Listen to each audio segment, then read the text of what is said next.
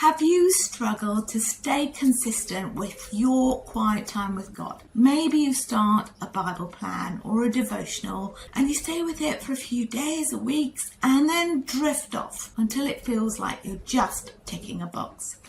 I'm Bev Jessup and I help Christian emptiness women move from feeling overwhelmed, distant from God and unsure of their creative voice to a life of peace, purpose and vibrant faith through my spirit-led sketch method that blends simple Bible study, art journaling and prayerful creativity. I'm on a mission to go through the Gospel of Matthew chapter by chapter, and in each video you'll watch me illustrate the chapter in watercolour while I share reflective questions and ask you creative spirit-led questions so that you can paint, pray and journal along with me. If you haven't seen previous chapters yet, please subscribe to the channel and tap the bell notification so that you won't miss any future episodes. And let's get onto this journey step by step. Let's get to it.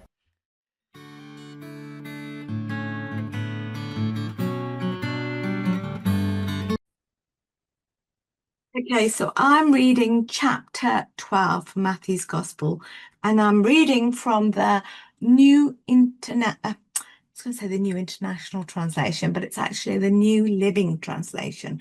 So you can actually follow along in your Bible. My link is down below, or you can just listen. So let's get to it. Chapter 12.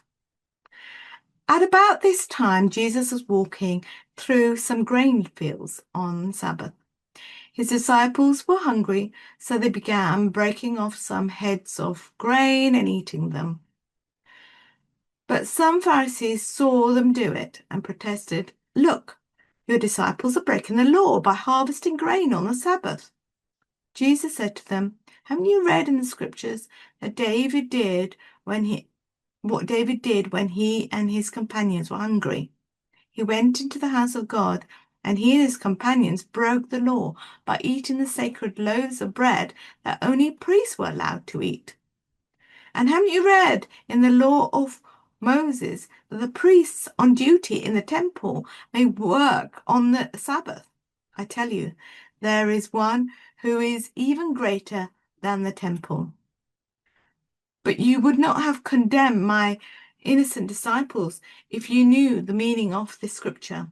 I want you to show mercy, not offer sacrifices, for the Son of Man is Lord, even over the Sabbath." Then Jesus went over to his synagogue, where he noticed a man with a deformed hand. The Pharisees asked Jesus, "Does the law permit a person to work by healing on the Sabbath?"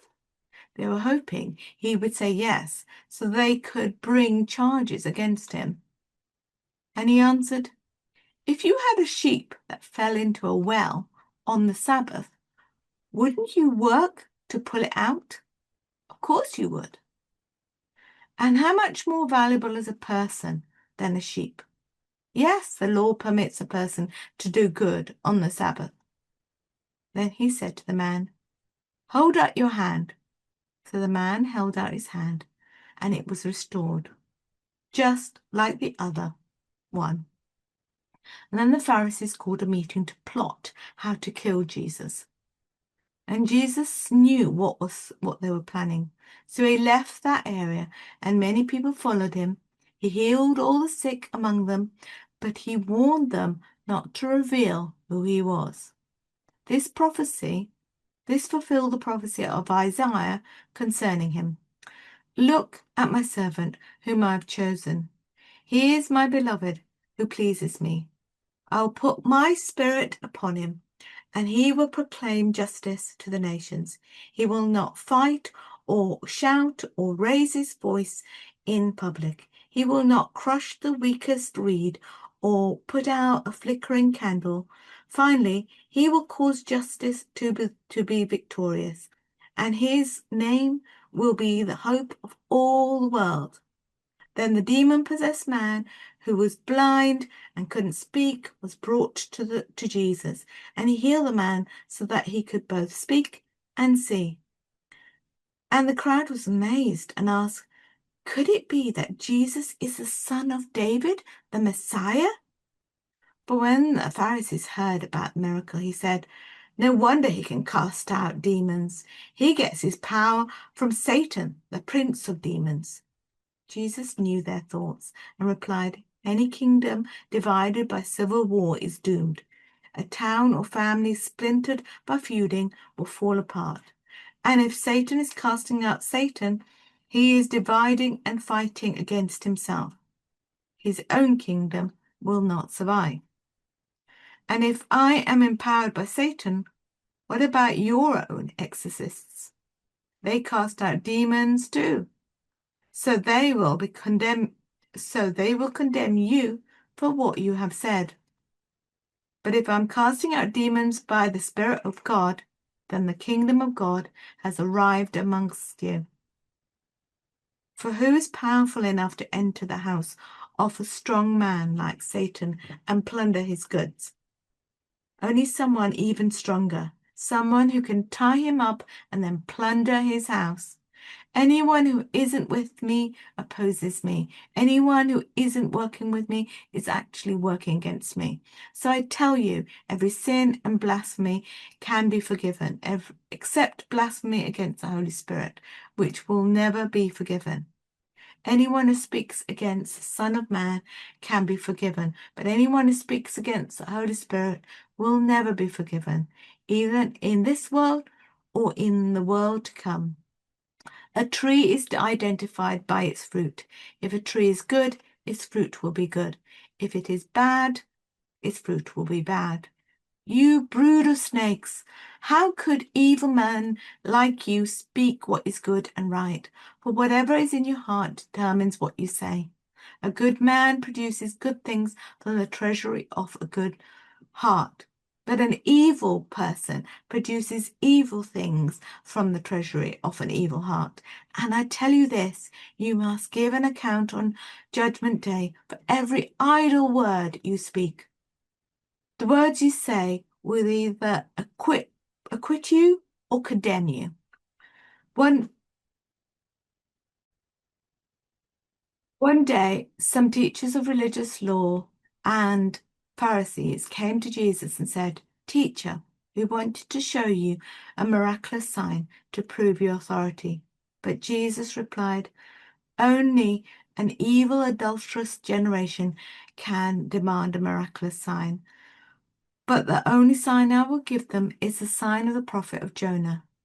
For as Jonah was in the belly of the great fish for 3 days and 3 nights, so will the Son of Man be in the heart of the earth for 3 days and 3 nights. The people of Nineveh will stand up against this generation on Judgment Day and condemn it, for they repented of their sins at the preaching of Jonah. Now, someone greater than Jonah is here, but you refuse to repent. The Queen of Sheba will also stand up against this generation on Judgment Day and condemn it, for she came from a distant land to hear the wisdom of Solomon. Now, someone greater than Solomon is here, but you refuse to listen. When an evil spirit leaves a person, it goes into the desert, seeking rest, but finding none. Then it says, "I will return to the person I came from." So it returns and finds its former home, sweet, swept, and in order. And when the spirit finds 7 other spirits more evil than itself, then it will enter the person and live there. And so that person is worse off than before. That will be the experience of this evil generation. As Jesus was speaking to the crowd, his mother and brothers stood outside asking to speak to him. Someone told Jesus, "Your mother and brothers are standing outside and they want to speak to you." Jesus asked, "Who is my mother? Who are my brothers?" Then he pointed to his disciples and said, "Look, These are my mother and brothers. Anyone who does the will of my Father in heaven is my brother and sister and mother. Creative part with the pens and the watercolours, I'd love to invite you into something special. I've created a free 36-minute creative calm workshop at christianartjournaling.com/free workshop. Inside you'll discover a spirit-led 3-step framework to hear God's voice creatively. Learn how to release anxiety with simple watercolour and scripture, and create a page you'll love even if you think you can't draw. It's the perfect next step after reflecting on today's Bible reading. Just click the link in the description to watch it anytime. Now let's get to our colours and start creating together. As these circles of colour overlap and blend, we enter Matthew chapter 12, a chapter alive with both conflict and compassion. Jesus meets resistance from the Pharisees, who prize rules over relationship. Yet again and again, he shows that mercy outweighs ritual.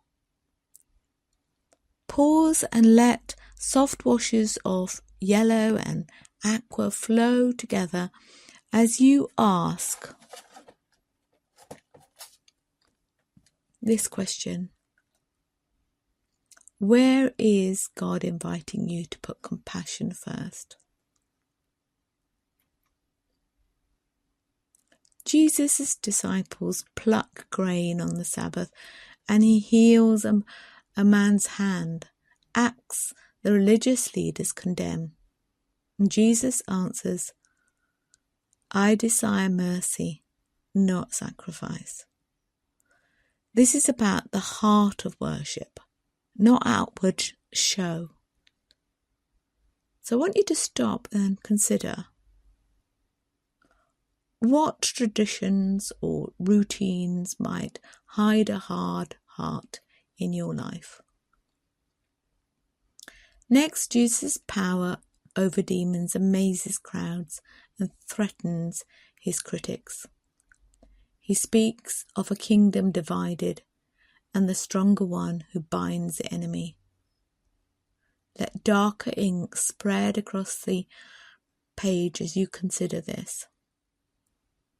Where do you sense Jesus wanting to bring unity and freedom in your life, in your family and community? Then he points to the sign of Jonah and the greater reality of his own death and resurrection. Jesus' mercy reaching deeper than our sin. Let a circle of deep red meet bright gold to symbolize that victory. Finally, when told his mother and brothers are outside, Jesus says, whoever does the will of my Father is my brother and sister and mother. Mercy is not limited by bloodlines. It draws us into God's true family. So I want you to stop and consider this question in your journal. How can you embody this wide, welcoming mercy in your relationships today? As the layers of paint settle, see how mercy holds everything together. Let the words mercy triumphs rest boldly on your page as a quiet, powerful reminder.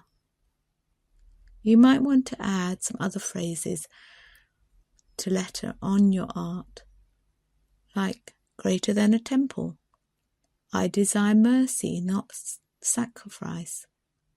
Stronger one. Love overrules.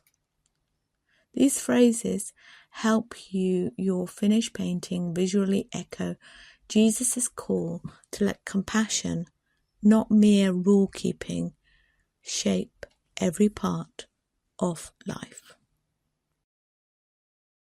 And if today's time with the word blessed you, then you might like to go a little bit deeper with the workbook study guide, which is up here, and I've left the link down in the description. It pairs up beautifully with every video in this series, and you'll find that link down below.